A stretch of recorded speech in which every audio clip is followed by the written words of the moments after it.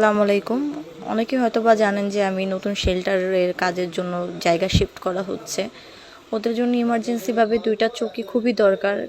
দেখা যায় যে সুস্থ বাচ্চাগুলো ওদের নিচে সমস্যা না হলেও প্যারালাইজ বাচ্চাগুলা ঠিক মতন তো হাঁটতে পারে না, সেই বিধায় ওদের পায়ের ভিতরে ইনফেকশন হচ্ছে, দেন হচ্ছে নিচে ছিলে যাচ্ছে। যেহেতু এখন পর্যন্ত আমার ফ্লোরের কাজ পুরোপুরি সম্পন্ন হয়নি, সময় লাগবে। আমি কিছু আর্থিক সমস্যার কারণে এই মুহূর্তেই মানে কি বলে ফ্লোর পাকা করতে পারতেছি না। তো এই মুহূর্তে ওদের জন্য ইমার্জেন্সিভাবে ২ টা চৌকি প্লাস কিছু বাটি, খাবার বাটি এগুলো খুবই প্রয়োজন।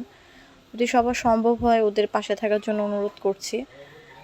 কারণ আপনাদের সাহায্য ছাড়া তো এত দূর আসা সম্ভব না। যদি সম্ভব হয় সবার কাছে অনুরোধ থাকলো যে সবার সামর্থ্য অনুযায়ী ওদের পাশে দাঁড়ানোর জন্য। আসসালামু আলাইকুম।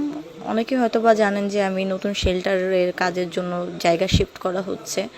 ওদের জন্য ইমার্জেন্সিভাবে ২ টা চৌকি খুবই দরকার।